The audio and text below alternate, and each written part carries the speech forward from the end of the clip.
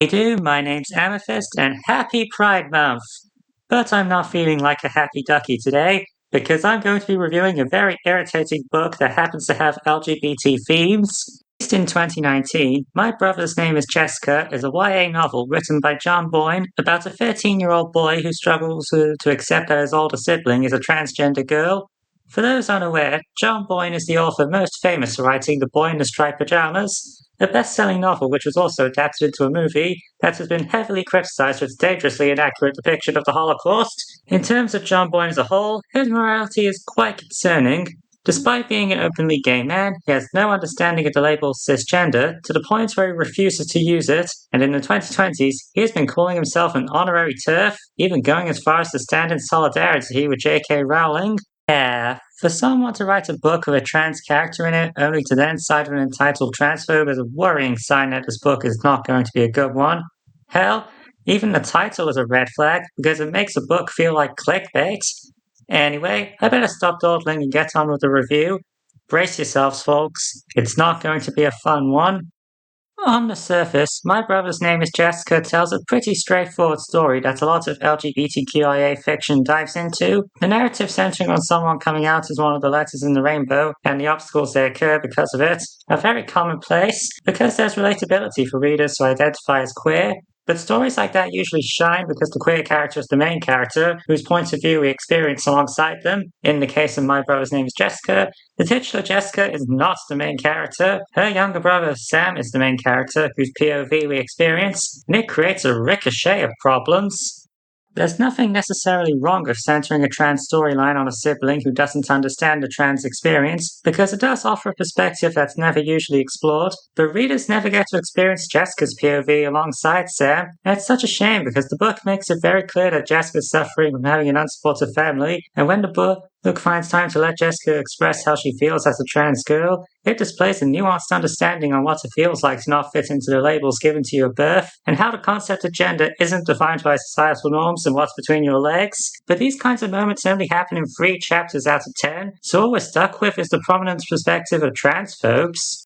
In my eyes, there's one easy fix, and that is to have a few chapters in Jessica's POV. The book spends a lot of time establishing how frequently Sam gets bullied for having a trans sister, but Jessica's struggles after being outed in school is only hinted at and never explored, which is frustrating because there's so much potential for further storytelling. If readers got a chance to experience the story through Jessica's eyes, they'll gain a more detailed and authentic glimpse into living as an unsupported trans individual. If you don't believe me, I've read some other books that pull off the dual perspectives for these.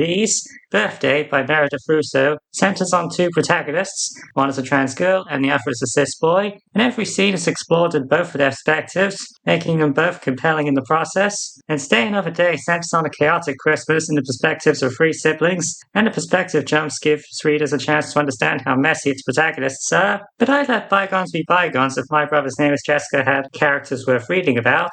Unfortunately, this isn't the case.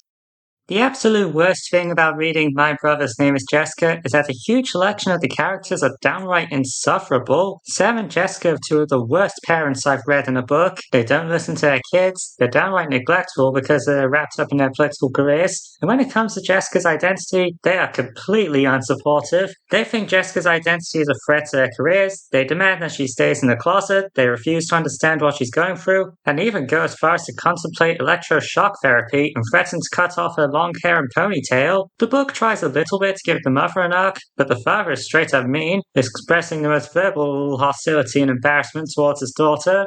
If they were the only hostile faces of Jessica's home life, I'd be more forgiving.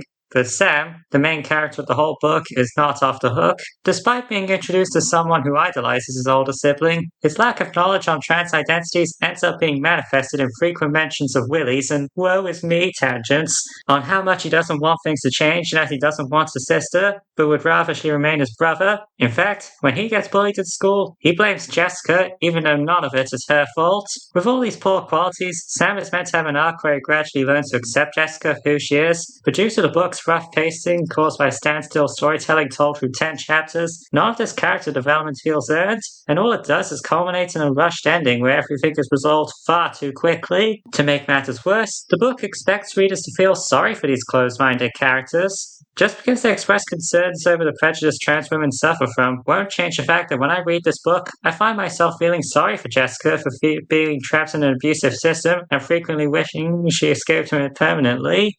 Speaking of Jessica, she is thankfully a saving grace. Despite being a bit of a wet blanket when she's discriminated by her family, she is amazingly progressive despite living in a conservative household, and whenever she's within earshot of nearby bigotry, she does not hesitate to stand up to them with some truly epic counter-arguments. It deeply saddened me that she didn't get many allies throughout her journey, with the exceptions of the psychologist she's forced to see, the PE teacher, and her free-spirited aunt, who each get one chapter in the spotlight.